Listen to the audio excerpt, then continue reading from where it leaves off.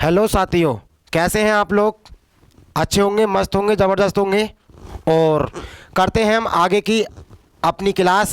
जो कल हमने पढ़ी थी बड़माला, और बड़माला के हमने देखे थे कुछ महत्वपूर्ण प्रश्न, उसी का अगला भाग है हमारे पास ब्राह्म चिन्ह। चलो देखते हैं, हमारे पास पहला क्वेश्चन है, हंस पद ब्राह्म चिन्ह का प्रयोग होता है। तो आप जानते हैं, मैं अगर आपसे पूछूं हंस पद ब्राह्म चिन्ह का प्रयोग होता है, तो पहले तो इसका चिन्ह देखते हैं, हंस पद कौन सा होता है। तो हमारे पास होता है जी, हंस पद की अगर मैं बात करूं तो मेरे पास चिन्ह होता है जी ये वाला। कौन सा वाला होता है? ये वाला। इसको हम बोलते हैं, हमारे पास होता है हंस सूचक। तो इसी को बोलते हैं, मेरे पास होता है त्रुटि बोधक। क्या बोलते हैं इसको? तो आप बोलेंगे मेरे पास होता है त्रुटि बोधक, या फिर मैं इसी को नाम देते हैं विस्मरण चिन्ह। क्या बोलते हैं जी? विस्मरण चिन्ह। अब बात आती है इसका प्रयोग कहां पर होता है, जो आपसे क्वेश्चन में पूछा है। तो हम देखते हैं, मेरे पास होता है त्रुटि बोधक, विस्मरण चिन्ह, या फिर हंस पद चिन्ह, हंस पद या फिर हंस सूचक चिन्ह। तो आप बोलेंगे इसी से समझ में आ गया होगा, हमारे पास क्या होता है? त्रुटि। तो त्रुटि का मतलब होता है गलती, जहां पर आपसे क्या हो जाए? गलती हो जाए। तो उसको दर्शाने के लिए, उसको लिखने के लिए हम किसका प्रयोग करते हैं? हंस पद का। तो हमारे पास ऑप्शन है वाक्य पूरा करने के लिए। तो वाक्य पूरा करने के लिए तो मेरे भाई किसका प्रयोग करते हैं? आप जानते हैं पूर्ण विराम का प्रयोग करते हैं। बात करते हैं संकेत देने के लिए। तो संकेत देने के लिए हमारे पास होता है जी कौन सा वाला? संकेतक चिन्ह। जैसे आपने देखा होगा हाई स्कूल में बहुत सारे क्वेश्चन होता है, उस पर आप क्या लगाते थे? स्टार बनाते थे। तो वो क्या है? हमारे पास संकेतक है। मतलब इसकी दृष्टि से थोड़ा सा ये क्या है? औरों की दृष्टि से महत्वपूर्ण है। तो इसलिए हमारे पास ये क्या है? संकेतक चिन्ह है। ठीक है जी, जिसको हम क्या बोलते हैं? टीका सूचक भी बोलते हैं। क्या बोलते हैं मेरे भाई? आप बोलेंगे टीका सूचक, जिस पर आप क्या लगाते हैं जी? टीका सूचक लगाते हैं। ये तो इसकी जगह आप और कुछ भी लगा सकते हैं। हमारे पास है अर्थ स्पष्ट करने के लिए। तो अर्थ स्पष्ट करने के लिए आप कौन से विराम चिन्ह का प्रयोग करते हैं? तो आप बोलेंगे मेरे पास आता है विराम चिन्ह कोष्टक। अब ये कोष्टक विराम चिन्ह भी मेरे पास होता है तीन प्रकार का। इसकी क्या होती है? तीन प्रकार। ये एक मेरे पास क्या होता है? ये होता है। एक मेरे पास क्या होता है जी? तो एक ये होता है। एक मेरे पास क्या होता है? तो आप बोलेंगे मेरे पास एक ये होता है। मैं अगर आपसे पूछूं मेरे पास ये क्या है, तो आप बोलेंगे ये होता है मेरे पास वृत्ताकार। क्या बोलते हैं इसको? तो आप बोलेंगे ये होता है वृत्ताकार। मैं पूछूं ये कौन सा है, तो आप बोलेंगे ये होता है मेरे पास वर्गाकार। ये कौन सा होता है जी? वर्गाकार। अगर मैं आपसे ये पूछूं तो आप बोलेंगे ये होता है मेरे पास सर्पाकार। कैसा होता है? सर्पाकार। अब मैं आपसे पूछूं इसका प्रयोग कहां पर होता है, तो आप बताएंगे हमारे पास इसका प्रयोग होता है संबंध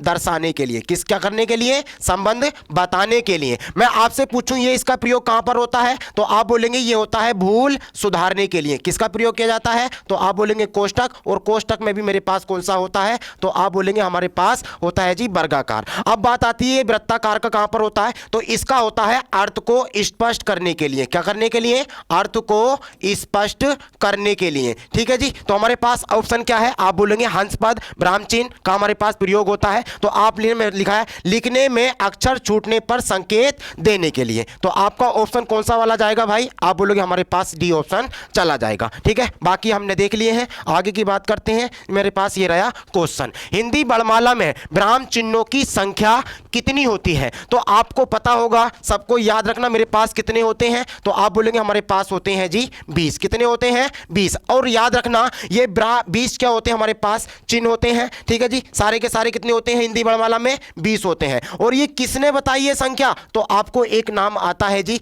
कामता प्रसाद गुरु। क्या आता है जी? कामता प्रसाद गुरु। ये इन्होंने बताई है। और ये क्या कहते हैं? ये कहते हैं कि जो हमारे पास हिंदी वर्णमाला में ब्राह्म चिन्ह है, ये सभी के सभी किससे आए हैं? तो आप बोलेंगे ये अंग्रेजी भाषा से आए हैं। लेकिन एक को छोड़कर, कौन से को छोड़कर? आप बोलेंगे पूर्ण विराम को छोड़कर। पूर्ण विराम को छोड़कर बाकी सभी विराम चिन्ह किस भाषा से लिए हुए मानते हैं? अंग्रेजी भाषा से। तो इस पूर्ण विराम की जगह हिंदी में हमारे पास कैसे किया जाता है? इसका प्रयोग किया जाता है, जिसे हम क्या कहते हैं? खड़ी पाई भी कहते हैं। क्या कहते हैं जी? खड़ी पाई भी कहते हैं। इस पूर्ण विराम को अंग्रेजी में जो प्रयोग किया जाता है वो किसका प्रयोग किया जाता है? तो वो पॉइंट का प्रयोग किया जाता है। किसका प्रयोग किया जाता है? पॉइंट का। ठीक है जी, आगे की बात हम करते हैं। मेरे पास अगला सवाल है, दो विपरीत शब्दों के बीच कौन सा विराम चिन्ह लगता है? दो विपरीत शब्दों के बीच कौन सा विराम चिन्ह लगता है। तो मेरे पास पहला है योजक चिन्ह, याद रखना मेरे पास कौन सा वाला होगा, योजक चिन्ह ही होगा। योजक चिन्ह को ही हम क्या कहते हैं, तो आप बोलते हैं संयोजक चिन्ह। क्या बोलते हैं जी, संयोजक चिन्ह। इसको हम क्या बोलते हैं, संयोजक चिन्ह भी बोलते हैं। और क्या बोलते हैं इसको, तो आप याद रखना मेरे पास ये होता है सामासिक चिन्ह। इसी को क्या बोलते हैं, तो आप बोलेंगे हमारे पास ये होता है सामासिक चिन्ह। ठीक है जी। आप बात करते हैं मेरे पास है प्रश्नवाचक चिन्ह। तो प्रश्नवाचक चिन्ह सब जानते हैं, इसमें कोई दिक्कत होनी नहीं चाहिए, मेरे पास ये होता है। मैं बात करता हूं विस्मयादि बोधक चिन्ह। तो विस्मयादि बोधक चिन्ह की अगर मैं बात करूं तो मेरे पास ये होता है पूर्ण विराम और उसके नीचे लगी होती है बिंदी। तो ये क्या बन जाता है, विस्मयादि बोधक चिन्ह। अब विस्मयादि बोधक चिन्ह क्या करता है, तो ये मनोभावों को प्रकट करता है। किसको करता है जी, मनोभावों को। अब मन के भाव हमारे पास मनोभावों को प्रकट करता है। कौन, आप बोलेंगे विस्मयादि बोधक चिन्ह। ठीक है जी। अब मन के भाव क्या हो सकते हैं, तो आप कह सकते हैं वो मेरे पास क्या हो सकता है, हर्ष का हो सकता है जी, बिल्कुल सही है। अगर बात करूं मेरे पास क्या हो सकता है, शोक का हो सकता है, या मेरे पास क्या हो सकता है जी, आप बोलेंगे उत्साह का हो सकता है, या फिर मेरे पास क्या हो सकता है जी, आप बोलेंगे घृणा का हो सकता है, या फिर मेरे पास क्या हो सकता है जी, तो वो हमारे पास क्या हो सकता है, आश्चर्य को हो सकता है। ठीक है जी। मेरे पास हमारे पास क्या होते हैं, ये विस्मयादि बोधक चिन्ह का प्रयोग किया जाता है। कहां पर, मनोभावों को प्रकट करने के लिए, या फिर मनोभावों का द्योतक जो होता है वो कौन होता है, विस्मयादि बोधक चिन्ह। बात आती है मेरे पास है अर्धविराम। तो अर्धविराम क्या होता है, आप जानते हैं मेरे पास एक होता है पॉइंट, ठीक है जी, ये होता है बिंदु, इसके नीचे जो अल्प विराम लगा दिया जाता है तो ये क्या बन जाता है, अर्धविराम बन जाता है। ठीक है जी। आगे की हम बात करते हैं। मेरे पास सवाल है, समासिक पदों या पुनरुक्त या युग्म शब्दों के मध्य प्रयोग किया जाता है। तो अभी इससे पहले ही पढ़ा के आया हूं, तो मैं बताऊं समासिक पदों के बीच में किसका प्रयोग किया जाता है, तो आप बताएंगे हमारे पास योजक चिन्ह, जिसे आप क्या कहते हैं, संयोजक और समासिक चिन्ह। इससे ही पहले अभी पढ़ाया है। अर्धविराम बिल्कुल अभी पढ़ के आए, मेरे पास कौन सा होता है, तो ये होता है जी अल्प विराम। ये याद रखना हमारे पास क्या होता है, ये हमारे पास क्या होता है, अल्प विराम। पूर्ण विराम सभी को पता है, ये हमारे पास क्या होता है, पूर्ण विराम होता है। बात करता हूं मेरे पास अल्प विराम का प्रयोग कहां पर होता है, तो अल्प विराम का प्रयोग बहुत सारी कंडीशन होती है, जैसे जहां पर दो संज्ञाएं आ जाएं, या फिर हमारे पास बहुत सारे कोई भी समुच्चय बोधक अव्यय आ जाए तो उससे पहले आता है। ठीक है जी। इसके बाद हमारे पास करते हैं आगे की तरफ। मेरे पास सवाल है, किसी की कही बात को स्पष्ट करने के लिए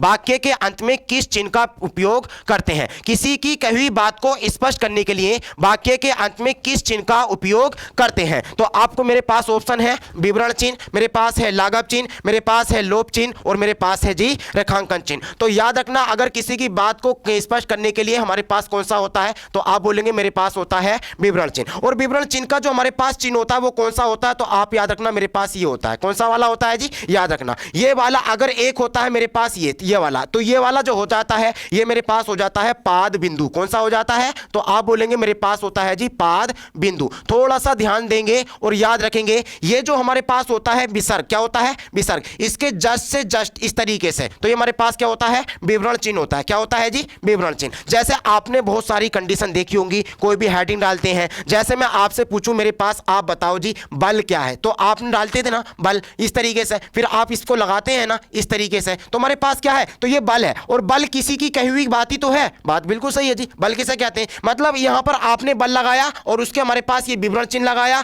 तो आप क्या है, किसी की कही हुई बात को अब आपको क्या करना है, स्पष्ट करना है। ठीक है जी। तो ये हमारे पास क्या है, आप बोलेंगे हमारे पास ये विवरण चिन्ह है। लाघव चिन्ह की अगर मैं बात करूं तो लाघव चिन्ह हमारे पास होता है जी ये, क्या होता है, ये। जैसे आप क्या करते हैं, लाघव चिन्ह, और लाघव चिन्ह को ही मेरे भाई क्या बोलते हैं, आप बोलेंगे इसको बोलते हैं संक्षेपण चिन्ह। क्या बोलते हैं, आप बोलेंगे संक्षेपण चिन्ह। क्या बोलते हैं इसको, संक्षेपण चिन्ह। संक्षेपण चिन्ह का मतलब क्या होता है, मतलब संक्षेपण का मतलब होता है छोटा करना, बड़ी चीज को छोटा करना। जैसे आपने देखा होगा हमारा प्यारा उत्तर प्रदेश कैसे लिखते हैं, आप ऐसे लिखते हैं। क्या लिखते हैं जी, ऐसे लिखते हैं। जैसे अगर मैं बात करूं मेरे पास गौतम बुद्ध नगर, तो आप लिखते हैं गौतम, उसके बाद हमारे पास ये बुद्ध, और उसके बाद हम लगा देते हैं ये नगर। ठीक है जी। तो यही हमारे पास क्या होता है, लाघव चिन्ह होता है। अगर मैं बात करता हूं मेरे पास लोप चिन्ह की, तो लोप चिन्ह क्या होता है, जैसे आपने बहुत पढ़ा होगा बचपन में, लोप चिन्ह जैसे मैं बात करता हूं ए से लिखना है मुझे जेड तक, तो आप इस तरीके से लगा सकते हैं। कैसे कर सकते हैं, ऐसे कर सकते हैं, या फिर मेरे भाई आप कैसे कर सकते हैं,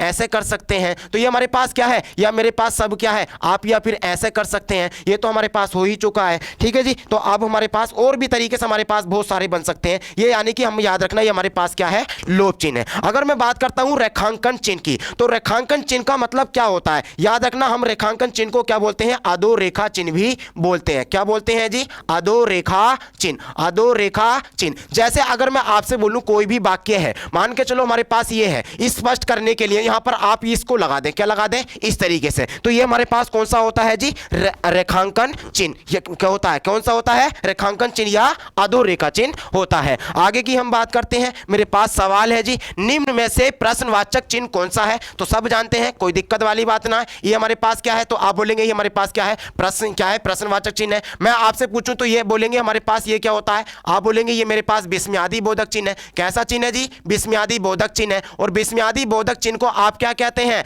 आप बोलते हैं जी इसको संबोधन चिन्ह भी बोलते हैं। बात बिल्कुल सही है जी। क्या बोलते हैं इसको? संबोधन चिन्ह भी बोलते हैं। क्या बोलते हैं?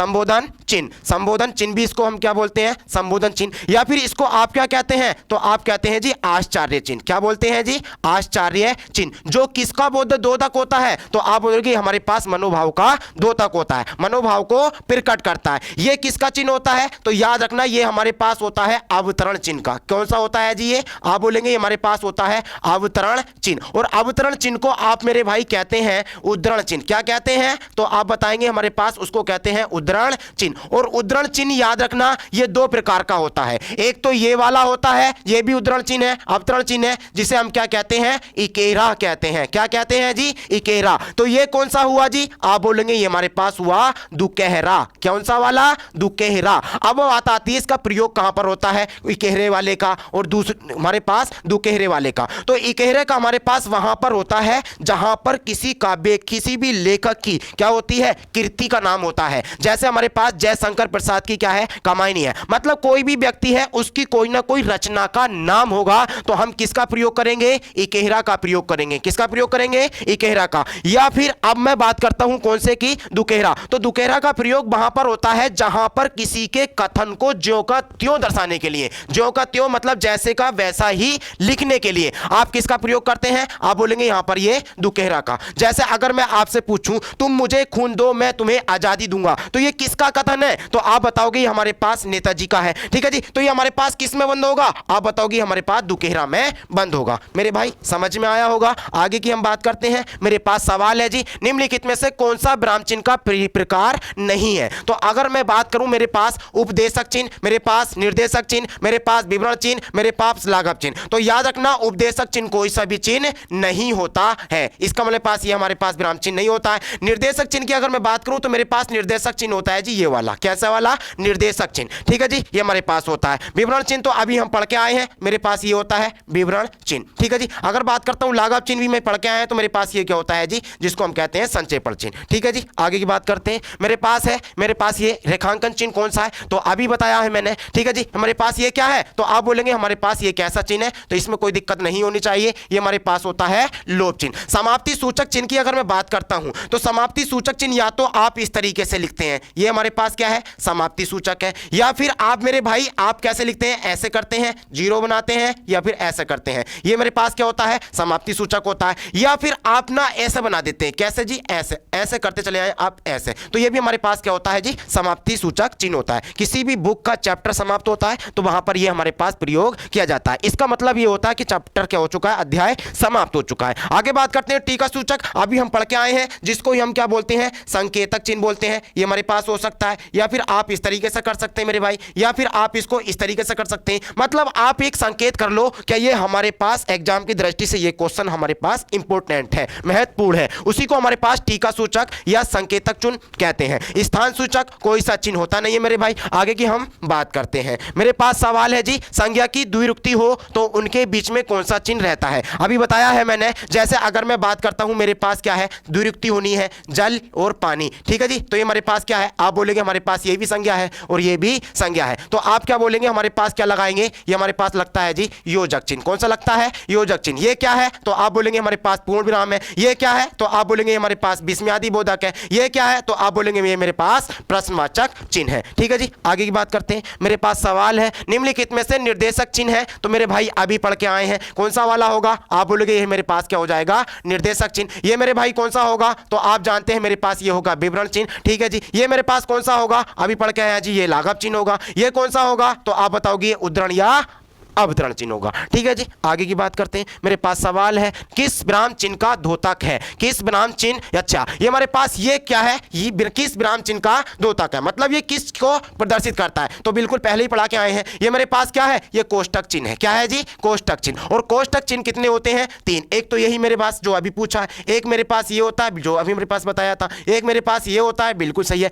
इसका नाम क्या है? सर्पाकार। इसका नाम क्या है जी? वर्गाकार। इसका नाम क्या है? वृत्ताकार। इसका प्रयोग कहां पर होता है? अर्थ को स्पष्ट करने के लिए। इसका अर्थ कहां प्रयोग कहां पर होता है? तो अभी भूल बताया था, भूल सुधारने के लिए। और इसका प्रयोग कहां पर होता है? संबंध दर्शाने के लिए। ठीक है जी। पुनरुक्ति सूचक चिन्ह की अगर मैं बात करूं तो मेरे पास पुनरुक्ति सूचक कौन सा होता है? जैसे हमारे पास ये वाला, कौन सा वाला? ये वाला होता है पुनरुक्ति सूचक चिन्ह। जैसे मैं अगर आपसे बोलूं 5 केजी आटा, क्या लिख दिया जी? 5 केजी आटा। अब यही हमारे पास फिर मैंने लिखा 5 केजी आलू। तो अब क्या कर सकते हैं आप? इस तरीके से हमारे पास क्या करते हैं, ये हमारे पास लिख दिया हमने आलू, क्योंकि जब एक चीज आ जाती है और उसकी क्या हो जाए, पुनरुक्ति हो जाए, तो आप उसकी जगह क्या करते हैं, हमारे पास पुनरुक्ति बोधक चिन्ह का प्रयोग करते हैं। संयोजक चिन्ह बिल्कुल अभी बताया था हमारे पास कौन सा होता है, ये वाला होता है। ठीक है जी, आगे की बात करते हैं। मेरे पास सवाल है जी, अनुस्वार का चिन्ह है, अनुस्वार का चिन्ह है, स्वर के ऊपर एक बिंदी। बिल्कुल सही बात है मेरे भाई, स्वर के ऊपर एक बिंदी, जिसे हम क्या कहते हैं, अनुस्वार। जैसे आपने पढ़ा है हमारे पास क्या होता है, तो ये हमारे पास क्या है, ये अयोगवा होता है।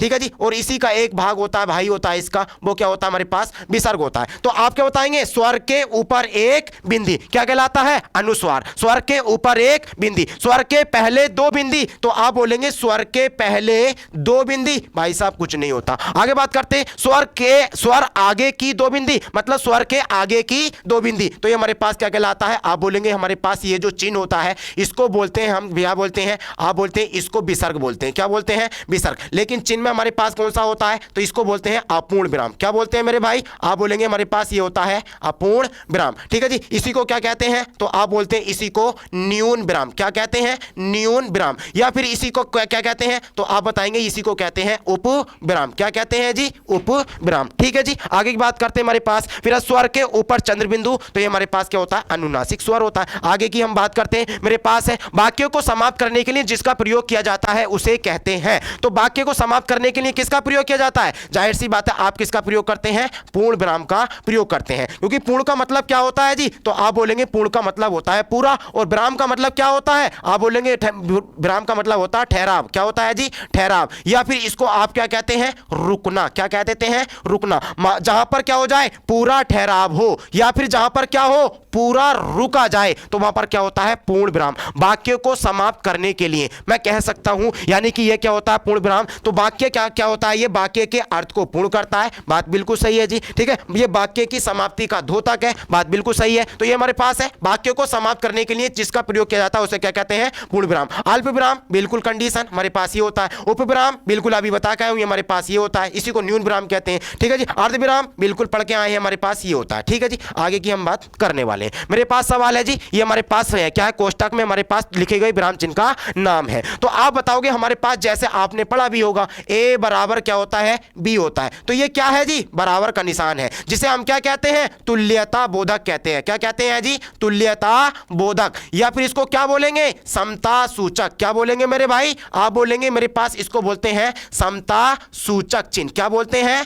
समता सूचक चिन्ह बोलते हैं। ठीक है जी, तो आप क्या बताएंगे, हमारे पास ये क्या है, आप बोलेंगे हमारे पास ये है जी तुल्यता सूचक। लाघव चिन्ह बिल्कुल पढ़ के आ चुके हैं, हमारे पास ये होता है। योजक चिन्ह बिल्कुल पढ़ के आ चुके हैं, कौन सा होता है, ये होता है। संयोजक चिन्ह मेरे पास क्या होता है, अब हमारे पास यही होता है। ठीक है जी, मतलब संयोजक और योजक दोनों में एक ही होता है, कोई दिक्कत वाली बात है नहीं। आगे की बात करते हैं, मेरे पास है कौन से विकल्प में उद्धरण चिन्ह का प्रयोग हुआ है। तो मैं अभी पढ़ा के आया हूं, उद्धरण चिन्ह कौन सा होता है, जिसे हम क्या कहते हैं, अवतरण चिन्ह। एक ये होता है मेरे भाई, और एक मेरे पास कौन सा होता है, ये होता है। ठीक है, ये क्या होता है, इकेरा, और ये क्या होता है, दुकेरा। तो हम देख लेंगे, पदम श्री, श्रीमती श्यामा चोना। तो आप जानते हैं हमारे पास ये आया है, तो हमारे पास यही क्या होगा, आप बोलेंगे हमारे पास यही क्या होगा, उद्धरण चिन्ह का प्रयोग होगा। मां ने कहा बेटा सदा उन्नति करो, तो आप जानते हैं हमारे पास पूर्ण विराम है। ठीक है जी, वाह, तो आप जानते हैं मेरे पास ये विस्मयादि बोधक है। तुम्हारी परीक्षा कब से शुरू है, तो बिल्कुल हमारे पास ये है। ठीक है जी, आगे की बात करते हैं। मेरे पास सवाल है जी, ठीक है, खत्म हो चुके हैं सवाल, तो आज के लिए ही